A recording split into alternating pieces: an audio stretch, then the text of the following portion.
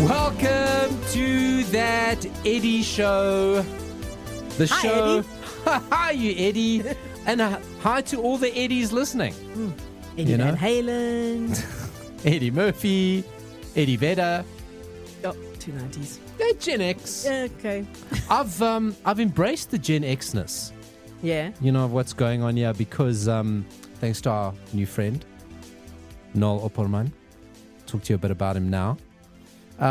He's got me to embrace the Gen X-ness, and Hang on. So me, as a Gen X, did not get you to do this. you know what the thing is? My lust for listenership. Because we've often said, do we ever become that 80s and Neddy show? That 80s, 80s and Neddy. that 80s and 90s Not show. 70s, 80s. People born in the 70s, early, they don't know how to work the internet stuff. Oh, come on. It's the late 70s can do it. Early 70s, they're not doing it. I'm early 70s. Oh, you're mid 70s. Yeah, That's closer what to I'm early. saying. So I don't know if there's potential in that 80s and 90s show. Because every time we do 90s content, people like it. Well, maybe we should do a standout 90s show again soon, because I have things. We did one a while ago. Yes, a very, very, very long time Go ago. check back in your feed. We did 'Cause you that did 90s Hideaway. show. Yes. Yes. We did that 90s show. Loved it. One of our most popular shows. Yeah, we should do another one. We should do it because we in our Gen X feels we are recording this on Wednesday, the 28th of August. Released it on Friday, the 30th of August. And on Saturday, the 31st of August is the Pretoria Retro Fair. I can't wait. I really can't. No, I really can't. I I'm was- not sleeping already. I'm quite in a tiz. I was chatting to Knoll this morning. Oh, really? So, if you don't know, Knoll Opperman, the curator of the Pretoria Retro Fest, which is what it is. Yes. But it's not, like he says, this is not like a little car booth. There's not a market that you can take it's your not a little fate. York. No, You're it's not not going a to fate. get knitted toilet No. roll holders. Or, no matter how 80s that is. That is actually very 80s. No matter. Remember the doll ones? The doll little ones. doll's head? It's disgusting stuff.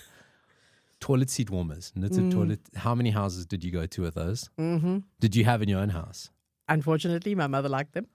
I've never had one in my own house, but in my house growing up, yes. We had in our house. Think of the filth of that. It's so A gross. knitted toilet seat warmer. Anyway, that's what happened. But no, you won't find this because what's happening, and I've been watching all the new sponsors that he's getting on board. He's put together the Pretoria Retro Fair. It is a curated event of only the finest retro purveyors Big word. in Gauteng. We are the official podcast of Pretoria Retro Fair. He's setting up a VIP area for us. You and me. VIPs. I said, please don't worry. Well, Paulo, I have to say, it's about damn time. That's what I say to that.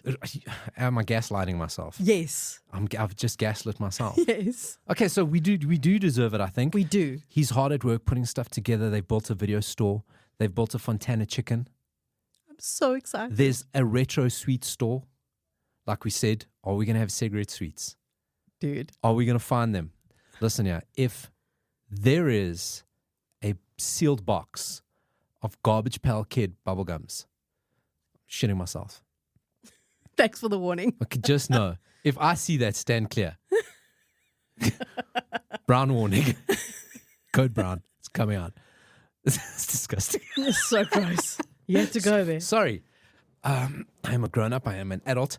Arcade Yes, so games. wear a grown-up diaper, please. Arcade games. Yeah. He's got sponsors on board. Devil's Peak. Devil's Peak are one of the sponsors. I love me a crafty. Mm-hmm. Love a craft beer. You know, Devil's Peak make 5-liter kegs. Yeah. Going back to the arcade games. Yes. Sorry, going back to the arcade. Will I still remember how to play Pac-Man? Is the question I ask myself. Oh, no. Pac-Man's easy. It's been a while. Up, down. You don't even press buttons on Pac-Man. Yeah, I know. It's the buttons. When you got to Yeah. press the buttons, that's when you know all the shit. I'll have to give it a shot. They're going to have those. They're going to have posters. They're going to have cosplayers are there. They're going to have retro merchandise. I don't know what I'm going to wear. And it's so much pressure, right? Yeah, I feel like I need to wear Because like, do you go full something retro or do you just go, look, I'm not going to go retro. You just like, what do you do? I've Well, got I mean, if we go accurate retro, we're wearing brown. We know this. brown, orange. I don't own brown. I've got an AHA t-shirt, a vintage AHA t-shirt. Could wear that. That's pretty good. Do you have a sun visor? Maybe like one of those 80s sun visors? No, I don't. I have a Simple Minds t-shirt. I don't know where it is. Did I tell you about cousin Louis' son's great find? No. He found, there is a museum he goes to. I won't reveal the specifics of this museum. He found in this museum an A-team cap that cousin Louis had as a kid. And now he's got it. He's 8. Oh, no way. Yeah. This is what he's got. Hey? Amazing. So what do? We don't know what to wear. But listen, Pretoria Retro Fair, retrofair.co.za. 12 noon on Saturday. To 6. They've extended Tomorrow. Tomorrow. Assuming you're listening to this podcast on time. Today, if you're listening to this on Saturday while you're at the gym, on the walk, taking dogs for a walk, maybe at this. If it's Sunday, you missed it. Get the next one. Yeah, check the socials. But PretoriaRetroFair.co.za. Do come say hi and say, I heard about this on that 80 show. We'll be the ones in the VIP area. It's like, ew, get that person away from me. It's not a VIP, sis. I don't want that filth near me. But that's good news for us. Pretoria Retro Fair. Listen, one of the things Knoll has done, right, is he's made a board game, a drinking game. Yes. Based on 80s trivia. And we've been playing it the past couple of weeks just to help promote it. I want this when it comes out. It should come with a free bottle of Esprit. That's what I'm saying. Yeah. That's like as a promotional, like when it first comes out. Malibu. Maybe. Like choose your 80s liqueur. Yes. And you choose your aperitifs. Not Sambuca. Not Sambuca. That was 90s. Was it? Yeah. Yeah, I suppose. It was. Cinzano. Cinzano was 80s. Cinzano was definitely 80s. A couple of questions in the retro drinking game. What launched in 1981 that changed the way people discovered music? MTV? Of course it was MTV. MTV was the thing. Video killed the radio star. Here's a 90s question, but I always like this. What is Chandler Bing's job? Oh, no one knows. They keep making jobs about it. He's actually a statistical analysis. He works in statistical analysis and data reconfiguration. But no one knows what that means. Like that was in the 90s, no one knew. Isn't that what we all do now? Like, don't we all just like data reconfigure? Analyze statistics. You know what I mean? What does the name KITT actually stand for? KITT. Night Industries 2000. Fantastic, Dori. Fantastic. Let's get you another one here. What year did Google make its debut? Ooh. 1998. As late as that? I'm quite surprised. I was going to say 94. But Yeah. I think that's maybe Facebook or Twitter. Windows? No, Facebook and Twitter was like 2000s. Oh, yeah, you're right. Yeah. You're right. Okay. And let's just end on this one. What is Jane Fonda most famous for in the 80s? Being topless in Barbarella. No, sorry, that's the 70s or the 60s. Okay, no, obviously workout videos. Obviously her workout videos. Here's the thing, right? So there's that Netflix show, Frankie and Grace. Grace and Frankie. Same difference. Mm-hmm. And my wife's watching that, and Jane Fonda looks fantastic. She really does. Look, she has had some work. No, listen. Jane Fonda said too. It's something new. Yeah. Right? Isn't that what we used to say? Was it Jane Fonda said too? I don't know. What was the thing? Jane Fonda something said too. It's something new. It was an ad in the 80s. It played all the time. I'm telling you, it was Jane Fonda said too. Oh, you mean what was it, hairspray? It was a hairspray. Gel? It was something. Was that her? Or it works. Jane Fonda said too is something new. Okay, I'd believe you. Could it be Jane Fonda? Possibly. Anyway. And I was like, Jane Fonda had some work, looks fantastic. Yes. The bones are good. The Absolutely. Structural integrity, that is 10 years of doing aerobics. Okay? At least. And then you go back, Jane Fonda in the 80s. Jane Fonda in the 80s. You know what I'm saying? We sleep on that. We sleep a little bit on that. That's just something I wanted to say. Have you seen Barbarella? I know. It's not from the 80s. But you remind me of that. Might be worth having a look. She's very topless in it and Okay. floating around in space. Okay. All right. There's something for everyone in that one. It's the movie where the name Duran Duran comes from. Yes. That was a robot or a spaceship? No, it was a person. His name was Duran Duran, as in French. And he was a human.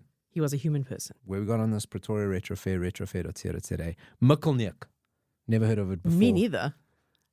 Luckily, Google Maps knows where it is. Twice in 2 months. I went to Mikkelneek, the Portuguese embassy's there a few weeks ago to go drop off some documents. Oh, so you know exactly where it is. Well, I know where Mikkelneek is. Yes. I also know, oh boy, don't try to catch an Uber outside a Gautrain in Pretoria. Oh boy, don't do that. You're not allowed catching them. They're not allowed operating outside Gautrains. They get chased away. Because of the Gautrain bus? No, because of taxis, like normal taxis. Oh. Yeah, they don't like that. And they saw me. I was like, oh, these guys training around. Don't do that. I blamed Uber. I got a voucher because I complained. I said the guy put me in danger. He accepted that. Anyway, that's a story for another time. For another podcast even, perhaps. But we often kill off people on that 80 show. We do. Assume they did. But we don't then also talk about 80s people who died. Because we'll be here like all day. Unless it's like really big. We save it for the end of the year. We do like a recap. But I think it's worth mentioning somebody that passed away a week ago, William Smith, South Africa's teacher. Absolutely. Right? If you're the reason I passed matric maths. So many people say that. Yes. So if you're not listening in South Africa, it was a guy, William Smith. He was a maths teacher and he kind of did like edu maths. Online learning before its time. On TV. On TV. He had every afternoon, like 3-hour blocks. It felt like it was forever. Doing maths. And every day was a different. With the transparency and the cookies. Yes. The writing overhead the projector. Sums, explaining it. Oh, that was some shit, overhead projectors. Hey? Overhead projectors. Remember those? Yep. And the markers, his fingers full of markers. But remember when overhead projector got wheeled out at school? Yes. You were just with a tricky wheel. Oh, and it was like wobbly. And then like you could, and then you got high tech and with the erasable marker. Yeah. You know, now we can do multiple. How do you think corporate South Africa would react if you walked into a presentation and popped up your overhead projectors with your little transparencies? I mean, if we were pitching something for this show, that's exactly how we would have to do it. That's exactly how you do it. Have to. It's like, okay, listen, we're looking for a sponsor for that 80 show, looking for investors. Let us take you through our transparencies. And then we William Smith the shit out of it. William Smith it. So you see, right here, this is a podcast, draw it, okay? If you give us 10,000 rands an hour times 7 hours times 7 days times 4 weeks times 52 times equals 10 million. Underlined. Presentation. Mm-hmm. You know? Yes. So that's what we should do. So William Smith, he passed away. He taught so many people maths. He taught you. Yes, because not only did I watch him on TV, but in matric, he would actually go around and do things live at the schools. And he did one at a school in our area, not at my school, but a school at our area. And we went, and it was like a live seminar thing on a Saturday morning for, 4 or 5 hours. And that is the reason I passed matric maths. You see, and you attended yours. I did. Unlike our friend Neil Johnson. Right. He said, I was failing maths in Saturday 9 and my parents insisted I went to William Star School at the old Rao campus. Yes, that's what it was called. The old Rao campus was in town. More in townish, wasn't it? By Auckland Park side. Yeah, but I think they still use it. If you don't know, Rao is a university in Johannesburg. It's UJ. Rao is UJ. But the campus is different, surely. I don't know, hey? Anyway, no, because maybe here's the hint. He said, instead I took the cash and played pinball, asteroids, and Space Invaders at High Point in Hillbrow. Oh, it's definitely there then. I failed my maths finals. Yeah, that's like just the perfect anecdote for this show, actually. You know, I just think of the novelty that you had to bring your content in hand to go pay. Like, where would accept you now with like bring cash on the day? Pretoria Retro Fair. That's where. Bring your Bob T cards. But no, you had to go to Williams Star School. And no, that's Neil Johnson playing Asteroids and Space Invaders and pinball. I'm going to line up all my 20 cents on the top of the machine. And just like, I don't think 20 cents is still a thing. I've booked this. Don't they make 20 cents anymore? I don't think so. Disappointing stuff. One of the things last week raised a thought in my head. We were talking about Davidike Bouter. Yes, I actually wanted to bring this up. Right. Are we talking about the AI transcript? Oh, dear. Okay. You talk and I'll get that I'll pull that up so long. So I think I know where you're going. I'm going to defend myself, right? So I think what Dori's mentioning is that, we use AI to help us with the show. And there's a lot of tools that help like transcribe your show. This is giving you a peek behind the curtain. And I was in a rush this week, so I didn't particularly double check everything. So I use AI just to give us show notes and pointers and say, well, at this moment we spoke about that, just to help people along that can maybe jump to certain parts. So what I'm assuming happened is through my rush, I didn't double check what it called Davi Di Kabota. You see, and I, as a sub-editor, I always read the show notes after they have been published because I don't get to see them before. Right. And I looked and I saw this name. I'm pretty renegade. I'm pretty renegade. Yeah. I see this name on one of the time codes. I'm like, who is this person? I don't remember speaking about this person. And I'm looking through and it's like, oh yeah, Boy George biopic, Chip's TV show, Elton John, Jane Fonda workout, David Kubota. Who's David Kubota? So I Google and he is a real person, but he is not the person we spoke about. Okay, well, listen to me. Don't trust AI. Okay, so Davi Di Kabota was a show that we loved in the 80s in South Africa. It was about a little gnome man and gnome family, and he had gnome adventures. Was he a gnome? He was a gnome. I want to say dwarf, but I don't know if you can. No, but like Snow White and the Seven Dwarfs. Yeah, I mean, he was, yeah. He was because he looked like a garden gnome. Yes, yeah, that's true. So he's a gnome, that's true, right? He's a gnome. And like Romeo and Juliet. There you go. Right. Yes. So we thought it was South African, but thanks to Retro Fair, the fantastic retro game, we figured out it was a Spanish show. Okay? Yes. And it got me thinking about a whole bunch of other shows. I was like, what other shows have we forgotten about? TV shows, kids' TV shows. Cinema Blend comes to my rescue with some of the kids' TV shows that we have forgotten over time or underrated 80s animated shows. You may have been a little bit too old to have watched cartoons, but let's go with some of them. Let's try. Did you ever get into Danger Mouse? No. Oh, I love Danger Mouse. It was like a parody of spy stuff. It ran from 1981 to 1992. It was like a satire of there was a very James Bondish satire. It was a little mouse. He had an eye patch. Do you remember that? White mouse with an eye patch. I vaguely do remember what he looked like, but I never watched the show. Yeah, he was always fighting crimes. Another one that I loved was Heathcliff and the Cadillac Cats. Yeah, okay. I mean, Heathcliff compared to Garfield. That's what I'm about to say here. Yeah. In life, you're either a Heathcliff person or a Garfield person. And if you're who's not a Garfield person? Exactly. If you're a Heathcliff person, you're a bit of an asshole. I'm going to say that, right? Because your kid loves Garfield. Absolutely obsessed. You know what I'm saying? So your kid doesn't love Heathcliff. My kid doesn't know Heathcliff's a thing. Couldn't give a shit about the Cadillac Cats. So no, Heathcliff, okay, so they may think it's underrated. We definitely don't rate it. No. My wife loved this one. My wife and my sisters loved this. The Wuzzles. Do you ever heard of the Wuzzles? Nope. So the Wuzzles was a children's series from Disney, very much that Gummy Bears type of animation. Okay. And it would come out in those like Disney blocks. The Wuzzles were two animals, mixed animals, right? So there was the leader was a lion mixed with a bee. That sounds terrifying. It does actually, now that I think about it. Which side was which?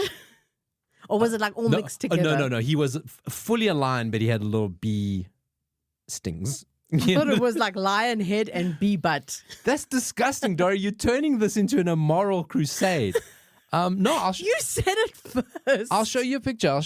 Look, that's the Wuzzles. Pop your glasses on there. Do yourself a favor. Give a quick Google, the Wuzzles. Did you ever see them? Nope, definitely not. Oh, they were so cute. Did you see the Popples? You remember the Popples? That sounds familiar. Yeah, they were like little creatures who folded themselves into their sacks and became balls. When did this become an X-rated show? Oh, wait, it's always been. I hated these little fuckers. Yeah. The Snorks. Don't know them. Underwater Smurfs. Snorks? Yes. You've seen them. Probably. So you know how you had the Smurfs that were blue? Exactly. Yeah. The Snorks were like their cousins, but lived under the sea. and they had like little breathing apparatus on their heads.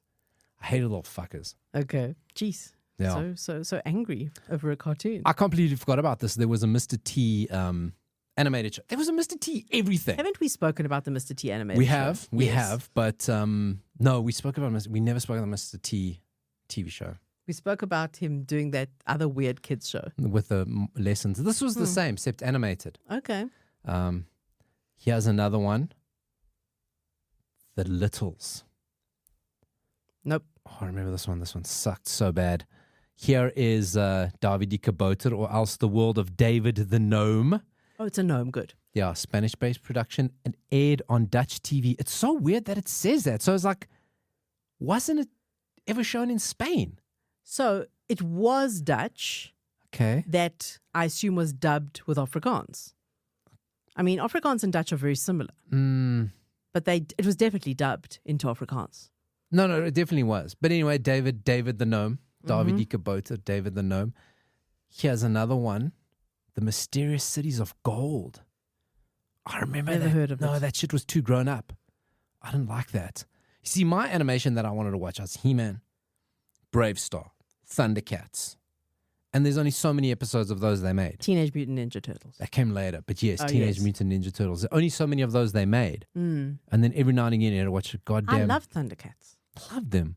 And I also loved Watu, which was Japanese animation. Yes. Watu, remember with the birds? And Robotech. Watu. I loved Robotech. I loved Robotech. You know, like there keeps coming back like He-Man's. Like there's the whole, remake of He-Man on Netflix. Right? Yeah, there's. Unaware of it? There is that. There's a live action He-Man finally coming, Starring... Not Dolph Lundgren. Oh. I hope he makes an appearance. He has to make... Just his nipples have to make an appearance. Just like I imagine, like they'll be like, oh God, there's an eclipse. We can't see the sun. What's blocking it out?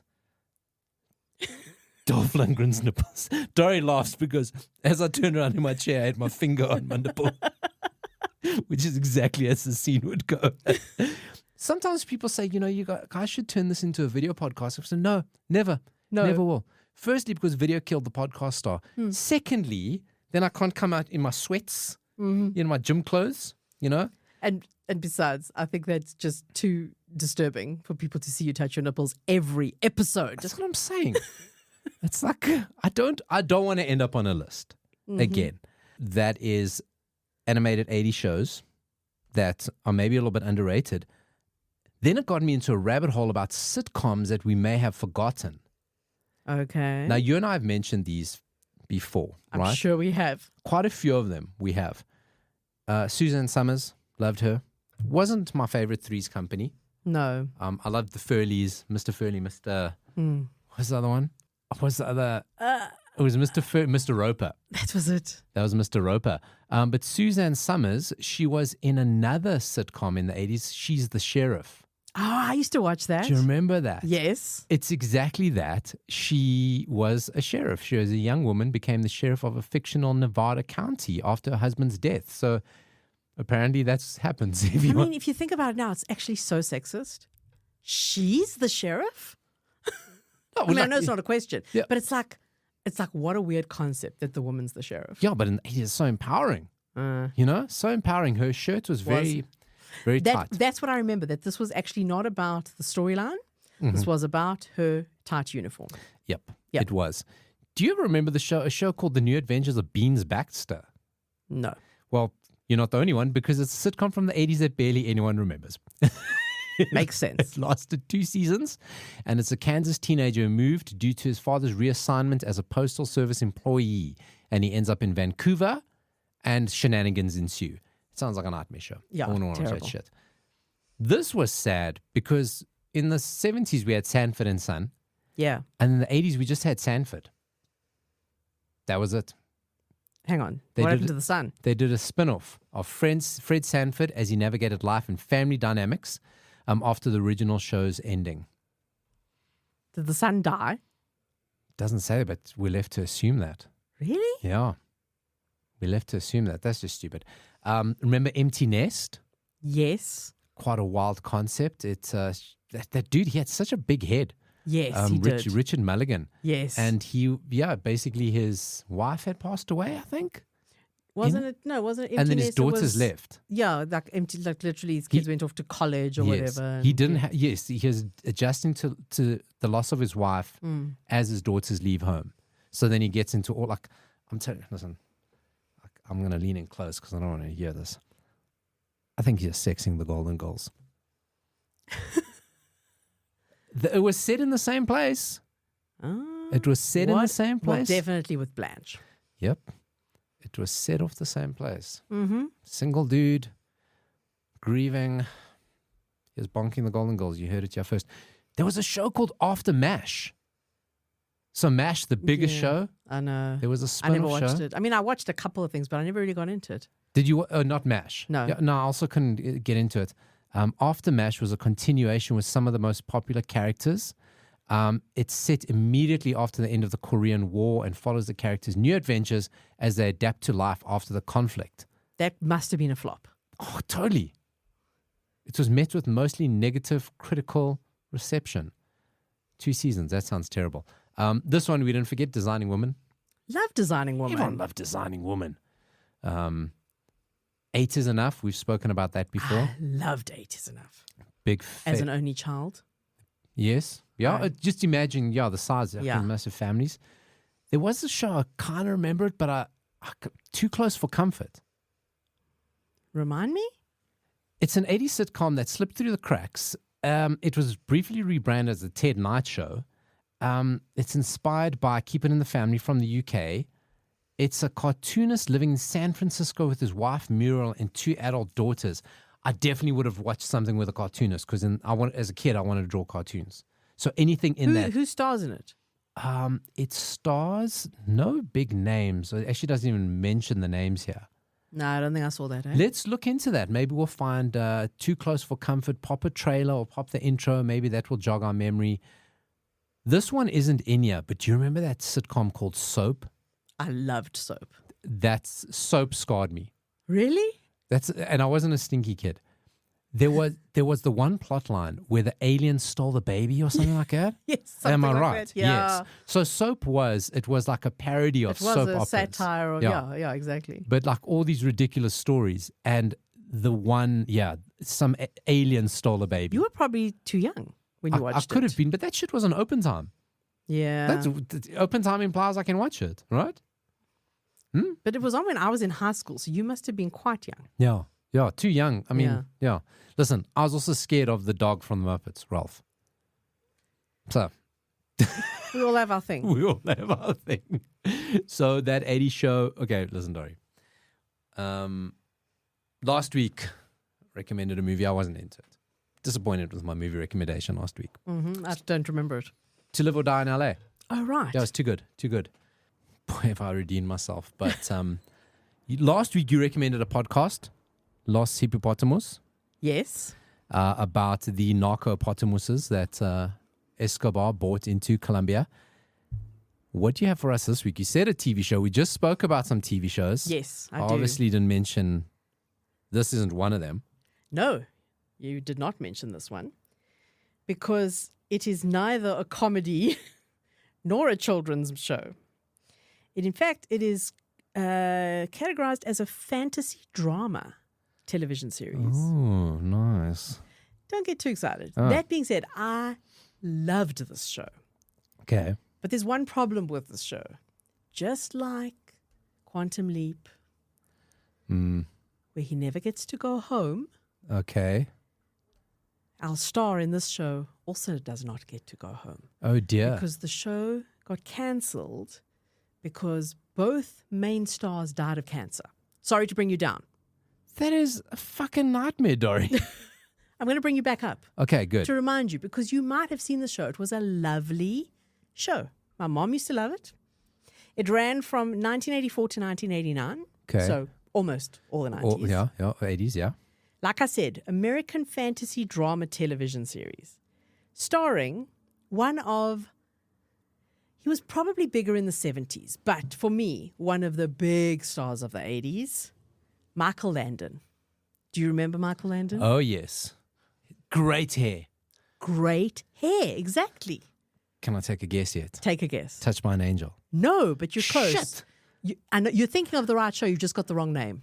It's called Highway to Heaven. Highway to Heaven. Yes, Touched by an Angel was very different. And I think from the 90s. Yes. Okay. But you definitely got the right idea. I'm thinking yes, because Michael Landon was only in one thing. Well, he was in Little House on the Prairie in the 70s Yes. and Bonanza before that. Sure. But yes, 80s, this was the first show that he did that wasn't like a Western set in olden times. Yeah. This was like a current. Oh, dude, I was so sad when he died. Yeah, it was sad when he died. And the saddest part was that in the show, he's an angel. Exactly. Who's been sent to Earth to help people, like as a probation type thing. Yeah. And when he has succeeded, he's going to get his wings and go to heaven. But that never happens. Exactly. Because the show gets cancelled because they died. Is that really what happened? But let's go back to the show was really cool. Yeah. Because it was such a typical 80s thing where kind of like The Littlest Hobo, where each episode is a different story and somebody needs to be helped by this entity, which is either an angel or a dog, right? Because he took on different forms, right? He could take on different forms, Yeah. actually. He could. He kind of was magical as an angel. We always saw him as Michael Landon, but Yeah. people saw him.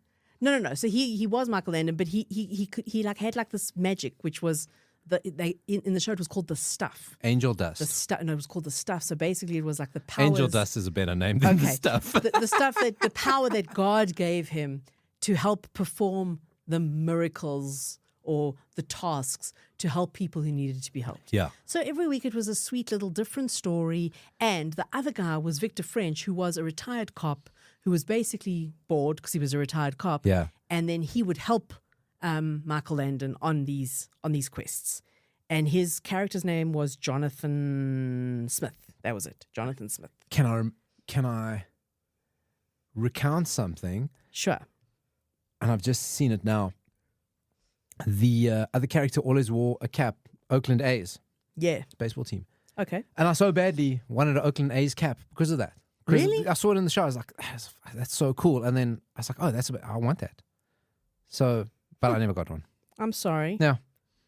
So I just want to read this to you. Michael Landon was interviewed at one point about how did he come up with the idea? Because it's his concept, the show. Okay. He produced it. He came up with the idea of it. He said, I was driving through Beverly Hills to pick up my kids on a Friday night, and people were honking at each other. There is no worse place for that than Beverly Hills. I think when people have a little bit more money, they really believe that the Red Sea will part and their car will go forward. And I thought, why is everybody so angry? If they would just spend that same time being nice, it's obvious the flow of traffic is going to go much better if everybody has his opportunity. So he actually was a real angel. And I got to tell you, I think he must have been like one of the nicest people, and I'm very sad that he died young. Actually, very sad. and God blessed him for being such a nice dude with the most amazing head of hair. Honestly. I mean, we're talking 80s hair. There are a lot of people got good 80s hair. Michael Landon's hair. Yeah. Did it have its own credit at the end of this show? It should have. Is his hair in a museum somewhere? Because that is hair. That is hair. Any notable episodes that you can maybe mention? Not really. I didn't watch any, but Okay. I don't know where there's clips and stuff, and We should start a streaming service yeah, that we just should. has I was 80s just stuff. thinking that we should do this. Yeah. Yeah. But not like the porny stuff like Plex. Still haven't watched any Plex. Like Highway to Next Heaven. week I'll do Plex. Yeah, no, we should have. Highway to Heaven was such a wholesome show. I was on Sundays, I remember. Wholesome. It was on Sunday Sundays, nights. of course. I think 8 p.m. Yeah, kerk, send you off into the week. Yeah. Holy. Yeah. Great show. I love that show. Love know. Michael Landon. I'd forgotten about that show. Well done. Thanks for reminding me, Dori. That is You're a welcome. fantastic reminder. Highway to Heaven, Michael Landon's amazing hair. Leather jacket, also. Leather jacket game was strong. And his jeans. Jeans, tight jeans. Maybe that's why I thought it was touched by an angel. No. I don't want to be that guy. You are that guy. Okay, I am. Now, let me lean fully into that guy. When I say Peter Jackson movie, I guess Lord of the Rings. that's it, right? That's what you're known for. Or Heavenly Creatures. Right. Heavenly Creatures is great. Good call. Good call. 90s, Heavenly Creatures. Great call this Oh head. my God. Are you going to do Brain Dead? So I'm going to do even earlier than Brain Dead. I think, yeah, probably. I'm going to do earlier than Brain Dead, his second movie. I'm going to talk to you about his second movie that slides into the 80s, released on the 8th of December, 1989, which is exactly the sort of shit that I love to bring to the table. So he was a filmmaker. Peter Jackson wasn't always Lord of the Rings Peter Jackson. He had to get someone who's in New Zealand making movies. And I think Brain Dead was his third movie. This was his second. I'll look it up. By the way, Brain Dead, very disturbing movie. Just saying. It is, because his first movie and Brain Dead are body horror movies. Like they was weird horror. He did very weird shit before Lord of the Rings. You must know. Okay, I'm going to tell you about the weirdest. And I'm going to put the name right out there because you will never have heard of it. You may not have. A movie called Meet the Feebles. I've heard of it. Okay. I don't think I've seen it. So the concept was very novel. I think we've seen it a couple of times subsequently. But it was, you know how the Muppets are all pure and wholesome and all the rest? Meet the Feebles were a deranged bunch of, imagine the Muppets literally on crack. No, on heroin, because they're actually on heroin in this. Okay. So it's a perverse take on the Muppets, right? All these Jim Henson type characters, and they're putting on this variety show. But now we get into the travails of all the characters. Do you want me to read you some of the scenes and some of the shenanigans that these characters get up to? Have you just found the order? Meet the Feebles 1989, Brain Dead 1992. So yes, you are correct. Heavenly Creatures. But there was something even worse before Meet the Feebles, which yes. maybe one of us will do sometime. So I did want to do it. It's just, it's really not my wheelhouse. Like Yeah.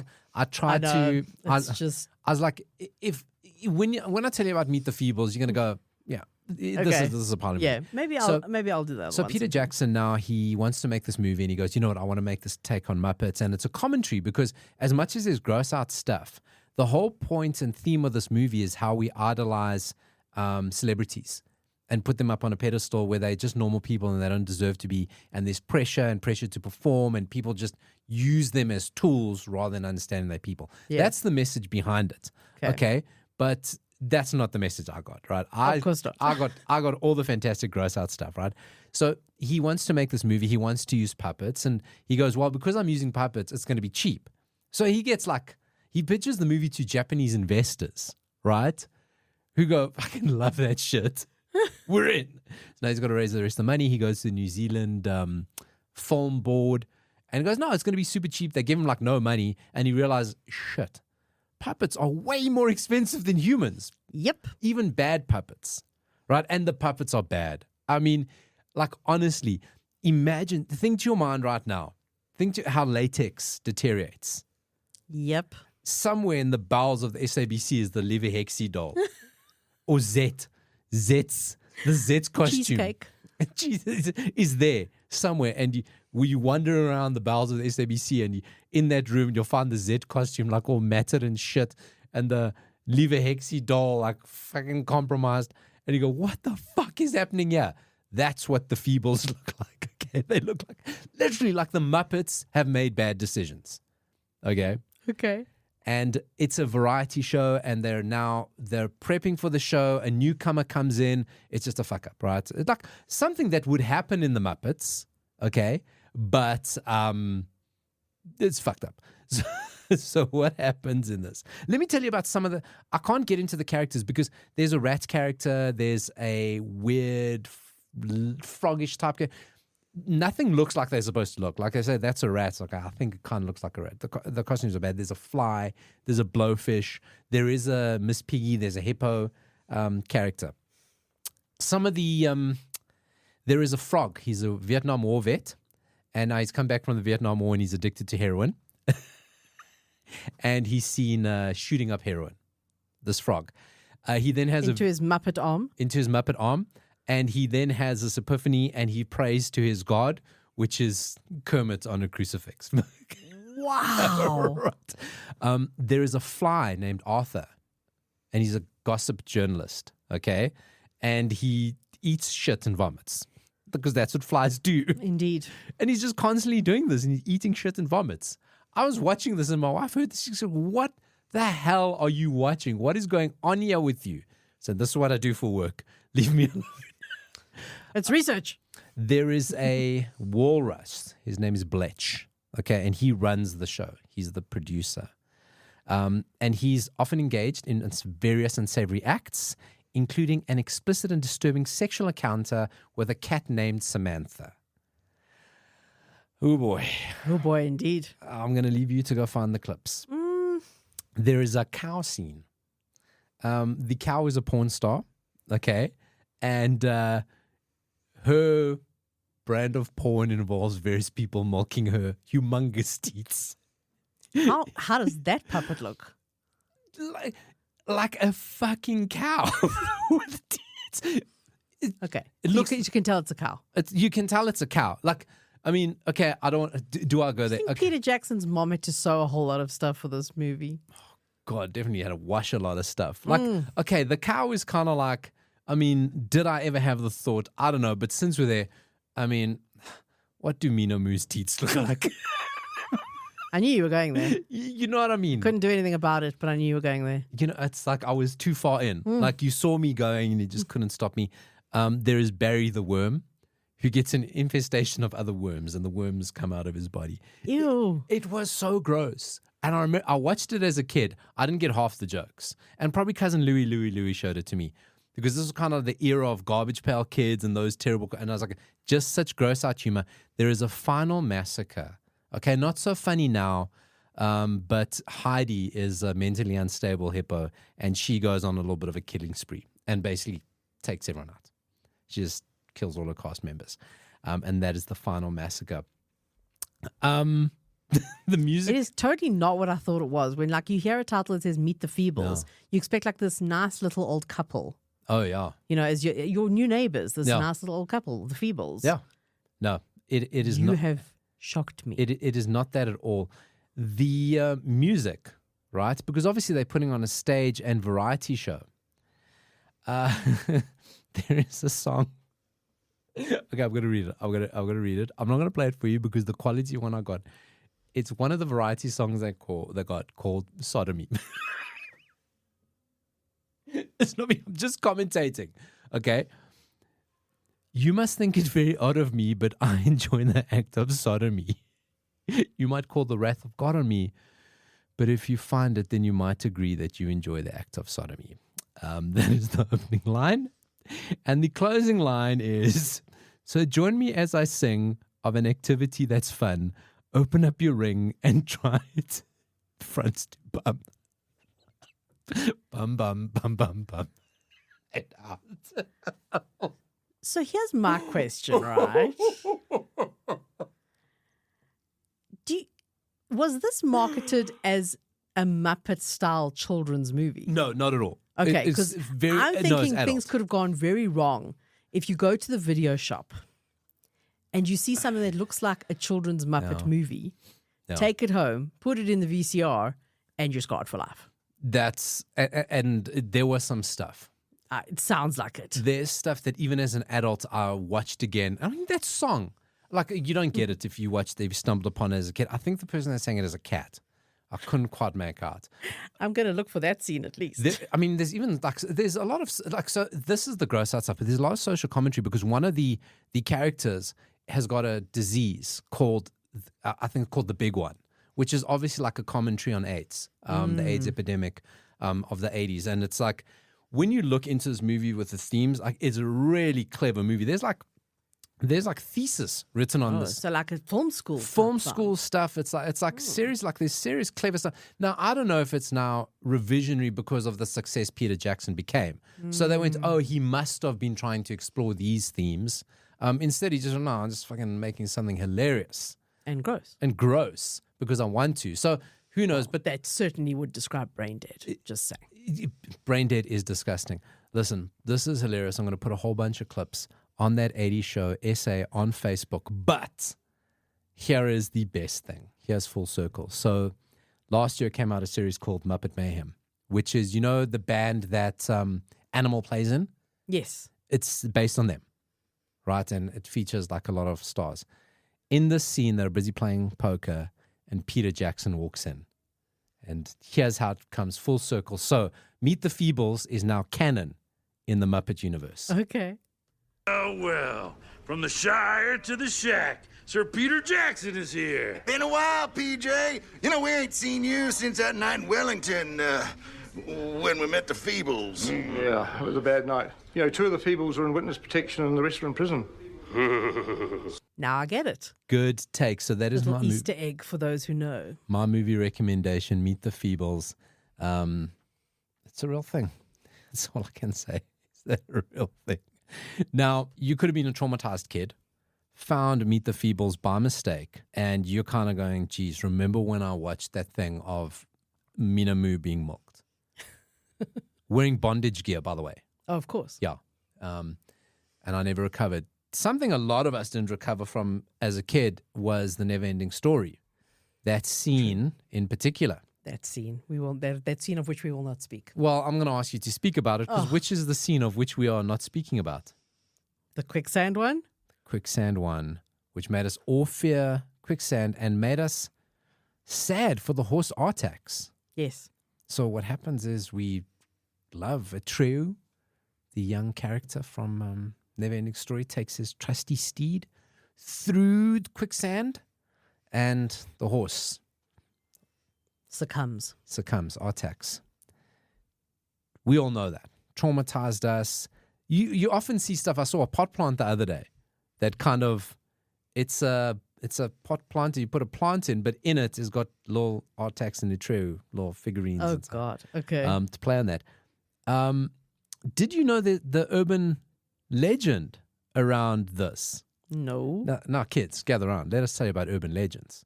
We don't have them anymore because we got Snopes and we got like real life, which is fucking so bonkers. Which is weird, huh? Like there was always an urban legend about there was a kid that goes to my school that, you know? Yeah. There was a kid who saw Michael Dudikoff, aka American Ninja at Cresta. You know, the urban legends, we had them huge in the 80s, loved them in the 80s. No one ever verified and no one ever was ever directly linked to it. It was my friend, my cousin's friend, my auntie's uncle, whatever. There was an urban legend that horse dying in the scene wasn't faked. The horse really died. No. That was the urban legend. Okay. Okay. Please tell me that's not true. Well, it turns out not to be true. So the story actually goes, and this is the guy who played Atreyu, who says, like, you know, he feels very responsible for causing trauma for a lot of people. But he says, no, it is an absolute myth. I think his name is Noah Hathaway, am I right? No, so he said, no, the horse didn't die. In fact, he was gifted the horse. They said, you can keep the horse because he loved horse riding, but he couldn't take the horse back home with him because they didn't shoot it. So he gave it to the guy who did the stunt riding. Okay. His horse riding double. I mean, the guy's going to love horses. Right. And the horse lived happily for 20 years. Oh, that makes me feel so much better. It makes us feel better, right? It does. Children, it's make-believe. It's all make-believe. Nothing that happened in the never-ending story existed. Not the Rock Eater, okay? Not Falcor, not Limal. None of it existed. It was all for the movie. Limal is a figment of your imagination. He really is. He's great. He's great on social media. I love him. I must check him out. Oh, he just loves being Limal. He just loves it. Who wouldn't? He popped up. It was quite funny the other day. You know, Sabrina Carpenter's got that song called Please, Please, Please. No. Okay.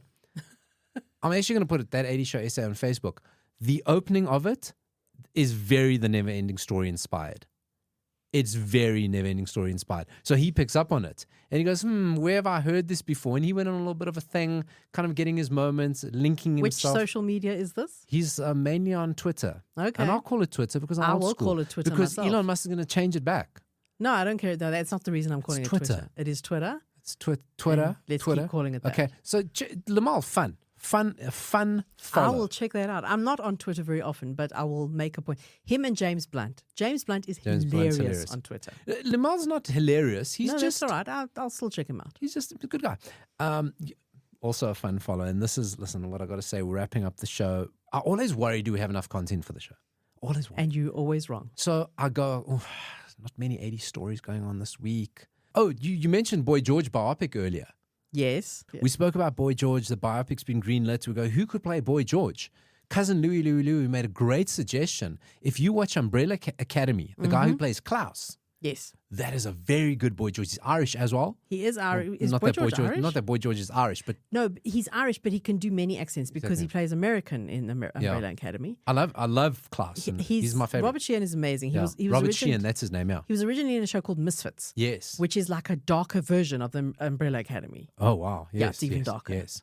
Yeah, he's great. No, he's and a good So he's not like actually in the running. It was just cousin Louis' suggestion. But I think if Boy George, if you're not looking at Robert Sheehan, Yeah, hey, I think you'd have a great Boy George. I think so. When I'm in doubt, break the glass that says Hoff. What is David Hasselhoff up to? Because he's always up to something. He's fucking always up to something. He really is. The gift that keeps on He giving. really is. And it's like when you go look for Hasselhoff stories, it's not like 3 months ago. It's not 2 weeks ago, last week. He's popped up again in his old leather jacket, sitting on kit, encouraging people to play video games. You know, I've been on some amazing movie sets, he says, but my favorite set of all, Planet Earth. So cheesy. He brought down the Berlin Wall. Now he's helping us save the planet through video games. It's not that interesting. There is something, Google Play Store. There's certain games that if you buy them, there's a thing, carbon footprint. So he's endorsing something. He's endorsing he needs something. money. No, I don't think he needs money. I think he really cares about saving the I earth. think he does need money because that's why he had that auction. As someone who has spent years entertaining audiences around the world, I know the power of influence. Climate change isn't just a distant threat. It's here and now, and in our studio right now. It is. And by joining the Make Green Tuesday Moves initiative, we can turn our everyday gaming into a force for good. Let's make every play for our planet. Together, we can create a legacy of sustainability for future generations. Stay cool, stay green, and make a difference. Okay? So buy the games that they're talking about. Guaranteed. I want to see that like promo. Oh, it's here. I'll put on that 80 Show SA excellent. Facebook page. Okay. I don't know what the fuck they're talking about. Guaranteed neither does David Hasselhoff. He says, Just give me the script. how many zeros? Done. Bring my jacket. Spoken to his watch. Kit. Fuck it. Kit. Okay. Action. That's what happened. And what else is David Hasselhoff up to?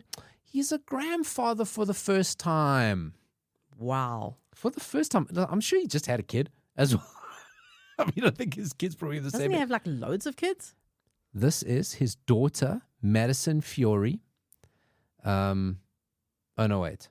Is her name Madison Fiore? David Hasselhoff has a new title to add to his impressive resume. Grandpa, the 72-year-old star, shared the happy news that his daughter, Taylor Hasselhoff Fiore, has welcomed a baby girl with her husband, Madison Fiore.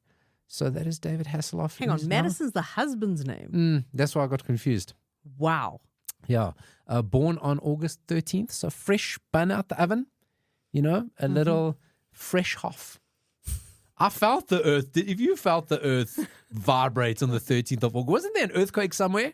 Maybe. There was an earthquake in Lisbon. There was an earthquake, I'm telling you. Oh, what a new Hoff has entered the atmosphere. That's what that was. There's a new Hoff. Grandpa Hoff. Oh, he's going to milk that. He's going to milk that like a pornographic cow. He looks good for a grandpa. There's a photo of him here with his granddaughter. Lovely. Lovely stuff. Congratulations. I wonder if this is the daughter that filmed him eating a hamburger on the floor. That would be interesting. Yeah, I wonder if this is that daughter. If you don't know what we're talking about, just Google Hoff David Hamburger. And something else. It hit me in the feels, this one, just as we wrap up. Christopher Reeve, Superman. Yeah. The only man. Like, you know, they always battle with the Superman. A lot of people have played Superman. None have played it well. No. And I just think it just goes, it's not even for our generation. Like for me, it's kind of a thing going, you know, Roger Moore is James Bond. Yep. I know a lot of people are kind of Sean Connery, but I'm like, no, Roger Moore is James Bond. Yes. And you can debate it. Everyone can go, well, no, this one's James Bond. The Pierce Brosnan kind of, you can make an argument. There's no argument with Christopher Reeve. Yes. There's a documentary out about his life called Superman, the Christopher Reeve story. And it tells the story about him first being cast, and obviously he was an actor before, serious actor, and him being cast as Superman, his terrible accident, and then the work that he did after he became paralyzed. Yeah. Oh, Such a sad story. This trailer hits you right in the feels. Absolutely in the feels. Put it on that 80 Show essay on Facebook. Plus the link to Checkers 1660 where you can buy tissues because this is going to make you cry. Okay. Thanks for the warning. Oh no, or Snot and Trana. They do all the things. They do all the things because Christopher Reeve is Superman. Like Hoff is the only Michael Knight that will ever be. So this has been that 80 Show. Everything you find or everything you heard can be found at 80 Show SA on Facebook. We're going to the Pretoria Retro Fair, spend all our birthday monies, all our vouchers, our top CD vouchers. Top CD. Musica. We're going to spend them all, Dori and I. I'm excited to meet Knoll. I loved that show, that interview that you guys did. Go back and listen to it. Scroll on your phone. Look. Knoll is definitely a kindred spirit. He can't wait to meet you. I can't wait. Chatting to him today, said, can't wait to meet you. VIP area for us. Kindred spirit. The dude gets it. I hope there's some esprit in the VIP area. You know, it won't be in the VIP area. Other dirty, filthy people. Yes. The fame's gone to my head, Dori. It's gone to my head. I'm drunk on the power. Thanks for joining me. Goodbye. Bye.